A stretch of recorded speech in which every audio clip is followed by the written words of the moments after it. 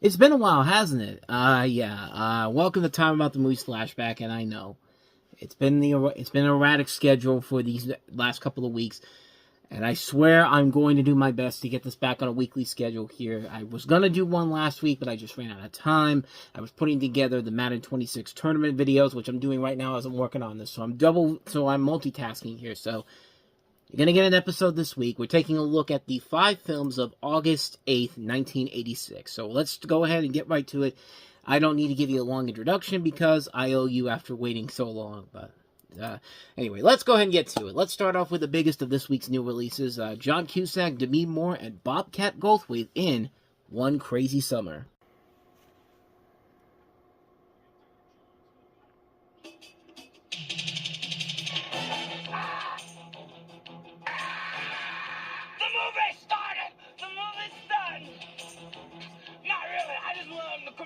From the lobby, thinking that they missed something. Hi, I'm Ed Stewart, the movie star, also known as Bobcat Goldthwait, and me and my friends John Cusack and Demi Moore. I hate boats. I'm not getting on any boat. I beg to differ. Just had one crazy summer. Your dad said you were collecting shells. Shells? 57 millimeter. We did all the normal things people do. Hey, little boy, will you hold on to this for me? Made friends. Sorry! Oh no! Saw the sights! Please, your enormous is anything but chilly. Killed our own food. Dazzled women. Ah! Are you ready for me, Hoops? We were party animals. Everyone loved us. My car. And we loved every minute. God! By the end of the summer, I felt that grown a lot personally. I felt a little bit better about who I was and where I was going. Okay, let's move it out. Here we go. Wait. It really was one crazy summer. And it's definitely one crazy movie. You could definitely tell this is made by the same person that did How I Got Into College, and also the same guy that did Better Off Dead, because this was his follow-up film, Savage Steve Holland. John Cusack, who was also in Better Off Dead, is a man named Hoops McCann. And with a name like that, he's bound to get that basketball scholarship after high school, right? Wrong. What Hoops really wants to do is write and illustrate a love story. To help him find his way, his friend George, played by Goldthwait, invites Hoops to come with him and his sister, played by Demi Moore, to spend the summer on Nantucket. The friends' crazy summer begins when they pick up Cassandra on their way. Actually, I think now Cassandra's the one who's played by Demi Moore, not the brother of Bobcat Goldthwait. Not the sister of Bobcat Goldthwait. I'm sorry. Let's try that again. The friends' crazy summer begins when they pick up Cassandra, played by Demi Moore, on their way. She's being chased by a motorcycle gang. From then on, it only gets crazier. Once on the island, Hoops and George, along with George's island friends, the Stork Twins, and Ak, son of a Marine, must help Cassandra save her grandfather's house from the greedy Beckerstedt family. Along the way, Hoops must find his way to write his cartoon love story, and maybe a real one of his own. So yeah, right from the beginning of this movie, from the kooky animation that you see in the beginning there, which by the way was done by Bill Kopp, who would later go on to do Eek the Cat with Steve Holland, and of course this also had David Silverman and Wes Archer pre-Simpsons working on the animation as well. This was a movie where it was really something that was very odd overall, but a fun kind of odd. Like, this is the type of movie the 80s thrived on. These movies where there's so much gonzo stuff going crazy. The story may not make a whole lot of sense, but as long as you're having a good time with it, you can have the movie did its job for you. And sure enough, this movie is exactly that and then some. This movie is all over the place. It's ridiculously stupid. It's bizarre. It's odd. So odd that I'm burping right now. Excuse me. It's odd, but a good kind of odd. The kind of odd that, like I said, the 80s thrived on. I mean, Better Off Dead was very much like that. And this movie is just as insane, just as ridiculous, but also just as fun too. The camaraderie between everybody in here is great. Curtis Armstrong is great in this as well. Bobcat Goldthwait, man. Movies like this make you realize that, man, this guy could still be really funny. Yeah, I mean, this was at his peak too. I don't even know what he's doing right now. I don't think he's done a whole lot since then. But I mean, this guy was one of those guys where he had his own unique style of comedy to him, and it it just works, man. It just works very well for what they were going for here. Joe Murray's pretty good in here, too. There's a lot of great people like William Hickey, Joe Flaherty, Jeremy Piven's in here, Rich Little, Taylor Negron, Rich Hall. Like, a lot of notable talents all across the board in this movie. This is a movie that clearly knows exactly what it is. It's an absurd movie, but the fun kind of absurd. The kind of absurd these movies thrived on in this decade. And really, that's all you can really ask for here. Nothing but a fun summer comedy to wrap the summer up here as we're coming to the end of the summer of '86. It's a good movie. It's a really good film. One Crazy Summer, definitely a crazy film, and I loved it for it. So with that said, let's go ahead and move on to another comedy that you think would be better than this, but not so much. It's a little definition of a fine mess. Ted Danson is Spence. Mary. A real ladies' man. Howie Mandel is Dennis, a real man's man. And a woman. Together, they're up to their in a fine mess. The movie that takes comedy seriously. Ted and Howie team up in Blake Edwards' A Fine Mess. Starts Friday at selected theaters. Check newspapers for showtimes. Yeah, Blake Edwards' comedies in the 1980s, some of them were good, others not so much. Specifically, the Pink Panther movies after Peter Sellers. We touched on a couple of other ones on the show, like Sunset and Skin Deep. Movies that mostly his later works overall. Like Switch wasn't that great. Neither was some of the Pink Panther. Here's one of those ones that could have been something very intriguing and interesting, but it didn't work overall. While filming on location at a racetrack, a womanizing bit actor, Spencer Holden, played by Ted Danson playing a womanizer, go figure, in this time period, who lives life on one skim after another, overhears a couple of inept things named Maurice Binky Durunza, played by Stuart Margolin, and Wayne Turnip Paragella, played by Richard Mulligan. I love these names, by the way. When they dope a racehorse, Sorry Sue, with a supposed undetectable super stimulant. The thugs find out that Spence overheard them and will do anything to catch them to prevent him going to the authorities with the information. Spence, however, enlists the help of his best friend, driving car hop an aspiring restaurateur, Dennis Powell, played by Howie Mandel, who at the time was on St. Elsewhere, to bet on the race with the horse so they can make some guaranteed money. And of course, chaos and hilarity ensues. This was a movie that was originally intended to be a remake of the Laurel and Hardy short The Music Box, and was semi-installed by the same style of the director Blake Edwards' The Party, but studio interference, poor previews, and subsequent re-editing resulted in a film that became mostly a fully scripted chase comedy, with very few of the original ideas remaining intact. In fact, Blake Edwards actually gave TV interviews telling audiences to avoid the film. Something that was a common thing back in the day. I mean, Bill Cosby did it for Leonard Part 6, but you still made the movie, Blake. Sorry to tell you that. And yeah, this is definitely one of those movies where the idea is clearly there, the execution isn't. It's a movie where it felt like they had an idea for it, but you could definitely tell that the studio played a big part in this. I don't know exactly if this was around the time that David Putnam was running Columbia Pictures at the time. Because we're getting around that time period. In fact, this might have been just before he took over, if I'm not mistaken. Because I think Putnam took over around this time period in 1986. I can't remember which one. Let me see if I can find it here. June 1986. So yeah, it would have been around that time. Yeah, I think you can definitely see this is one of those first movies from the Putnam era where it clearly was something where they looked at it and they edited the film without Blake Edwards ever knowing about it. And yeah, it's a movie where there could have been some good potential to it, but unfortunately, it just isn't there. And to waste a cast that includes Ted Danson, Howie Mandel, Richard Mulligan, James Cromwell, you see him in a little bit in there, Dennis Franz, Maria Conchita Alonso, Paul Sorvino. I mean, just good talents all across the board.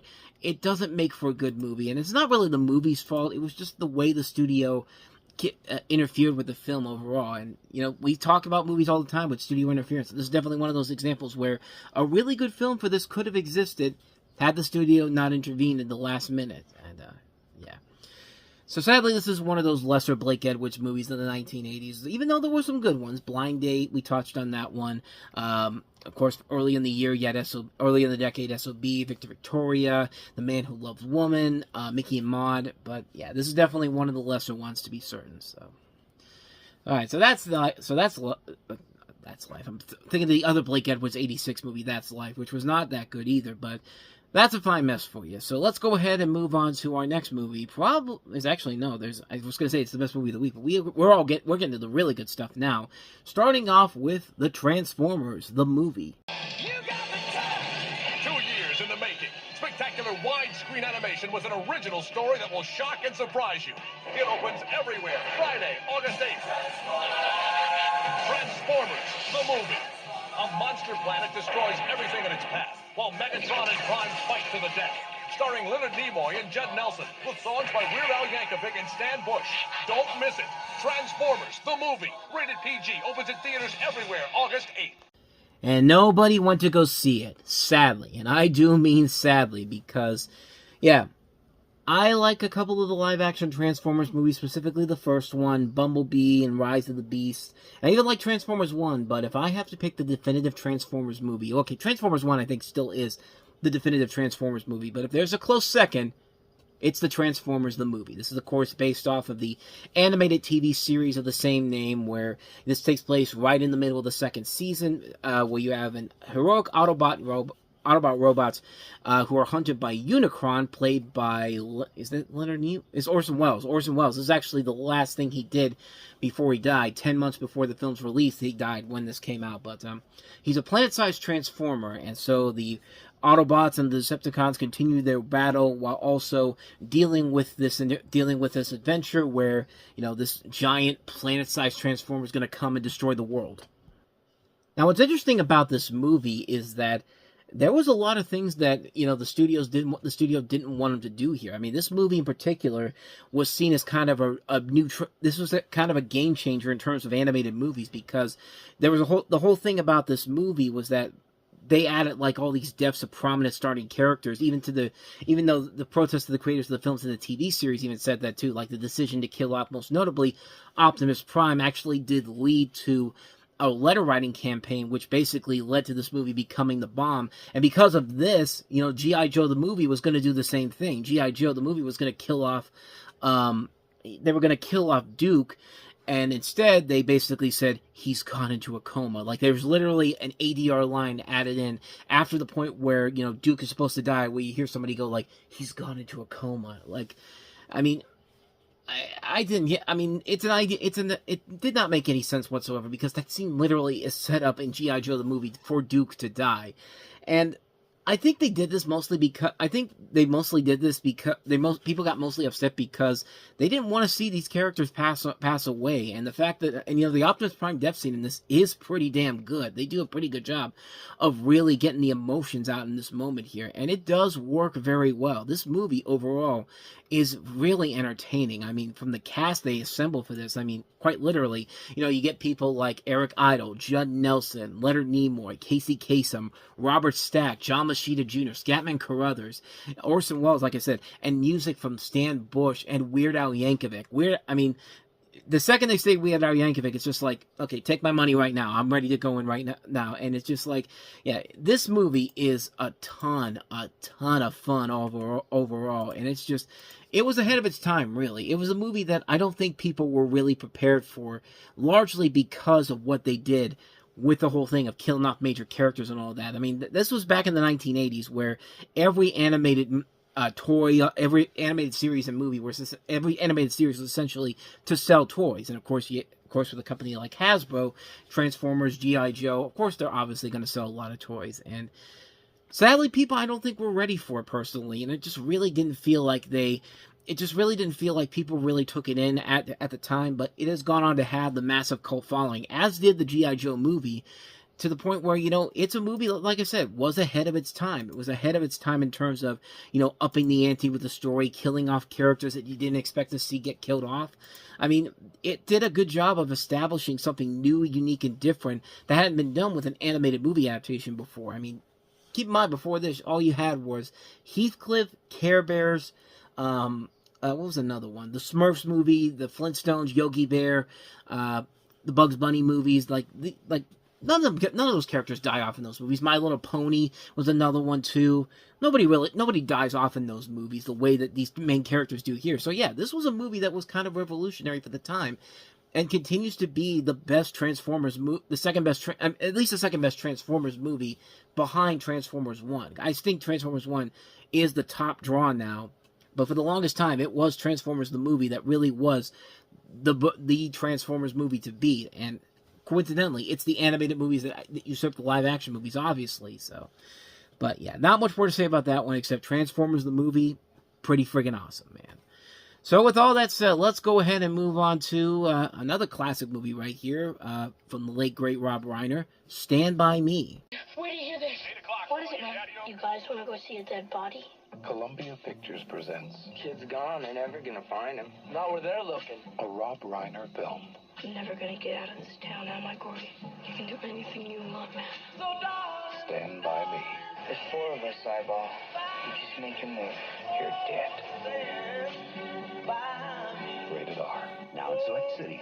Sneak preview August 16th in additional cities.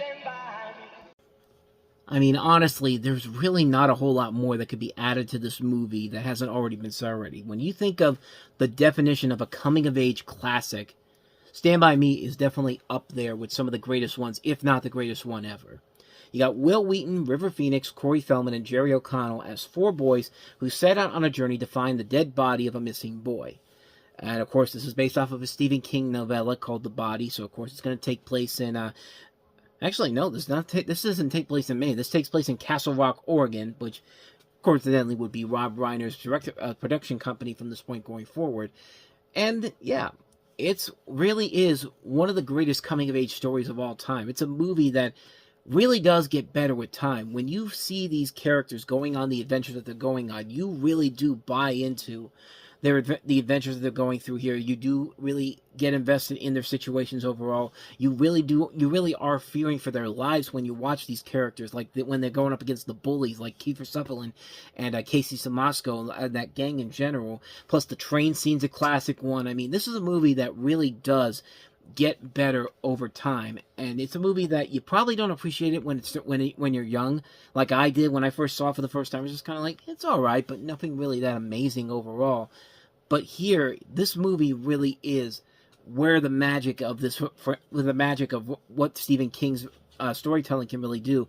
And also for Rob Reiner, this was only his 3rd film as a director after This Is Spinal Tap and The Sure Thing. Sure Thing was good. This Is Spinal Tap is a great movie, but this film in particular really cemented Rob Reiner's legacy over the next 10 years as a very reliable director for the most part, with the exception, of course, of North and Ghost of Mississippi. But I mean, this is a guy that really was one of our great directors out there. And, of course, recently he did pass away, killed by his son, which, I mean, that whole story right there is just tragic enough as it is. But, I mean, when you look, watching it again recently because of that, it's just, you realize how great this guy really was as a filmmaker and how much the world is going to miss his unique style of directing as a whole and storytelling. Because this definitely is a movie that fits right in to some of the great aspects of filmmaking as a whole, and what Rob Reiner brought to the table with this really was something very, very special. And if you haven't seen Stand By Me, see it, man. It is definitely one of the greatest coming-of-age movies ever made.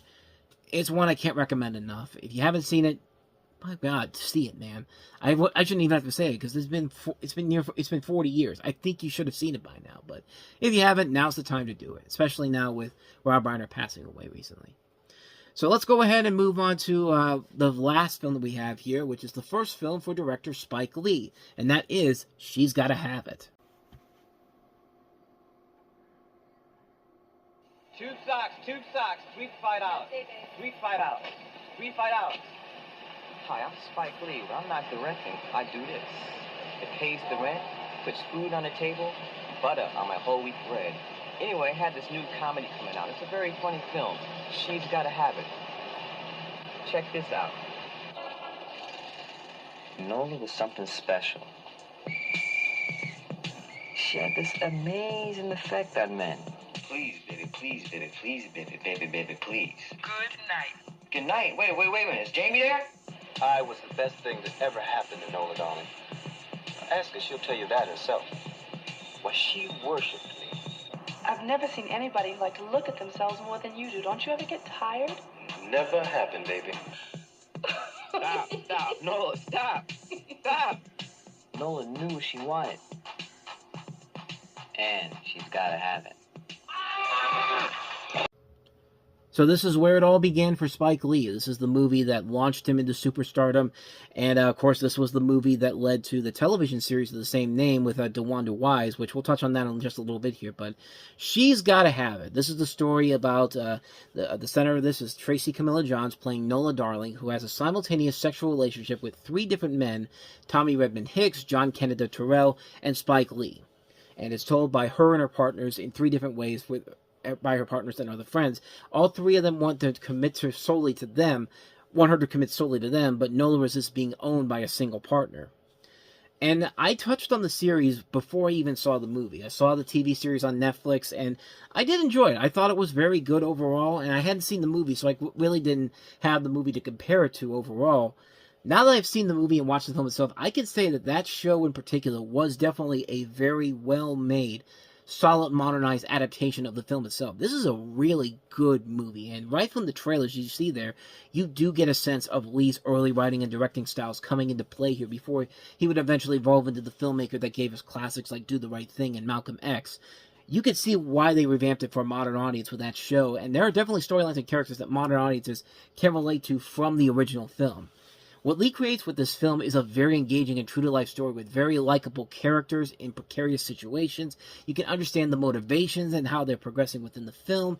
They make these decisions that backfire, they make mistakes, and they learn from their mistakes and try to be better people for it. And we're invested in finding out how they're going to get themselves out of the situations and how they found themselves in the first place.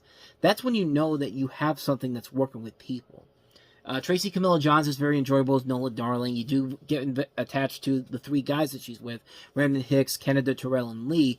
They're very likable people overall. You get Essa Petha Murkison from Law & Order, David Allen Greer, Bill Nunn, future director Reginald Hudlin, cinematographer Ernest Dickerson, Fab Five Freddy among the cast in this. Very few flaws and some moments that don't quite work as well. Like, one that Lee even admitted himself. Like, there's a rape scene that happens in here, which seems off being more lighter than what you think it would be. In fact, Lee himself even said that if I was able to have any do-overs, that would be it. It was just totally stupid. I was immature. It made light of rape, and that's the one thing I would take back. I was immature, and I hate that I did not view rape as the vile act that it is. I mean, to be perfectly honest, it's hard to make rape light or funny, and yeah, it's one of those things where it's just like, he was a young director back then, so yeah, of course he's going to have those moments back in his early parts of his career where he's going to be like, okay, maybe I needed to rethink that situation overall. But yeah, just very few flaws in the movie overall. But this is still a really good first outing for Spike Lee, creating very engaging and likable characters, realistic storytelling, a good mix of comedic and dramatic settings, and just handing off a preview of a legacy that Lee's going to build within the next 40 years of his career. I mean, this film really is a terrific movie and the beginning of what was to come for Spike Lee later on down the road. It's just a terrific film. Can't recommend this one enough. She's got to have it. It's definitely one you got to see. So with all that said, we wrap up another episode of Flashback. Next time we meet, we begin the month of August with the latest installment of Friday the 13th, Friday the 13th Part 6. Yeah, 6, Jason Lives, which brings Jason back after the last movie decided to go a different direction and it didn't really work out that well. We also have the infamous bomb, Howard the Duck, from producer George Lucas. We also have Tom Hanks and Jackie Gleason starring in the comedy Nothing in Common, and Disney brings us Flight of the Navigator featuring Paul Reubens as the voice of the ship. So another week of solid movies all around. We'll take a look at those coming up on the next episode. That'll be next week. I promise you. Fingers crossed it's going to be next week. But actually, by doing that, I'm saying that might not be true. But I am going to try to get another episode out here on Friday. So bear with me on that. But with all that said, though, thank you so much for watching this and enjoying this. I hope you did. If you did, hit that like button, subscribe button, and notification button. And with all that said, I will see you guys next week. So until then, thanks for watching. I'll see you next time. Take care.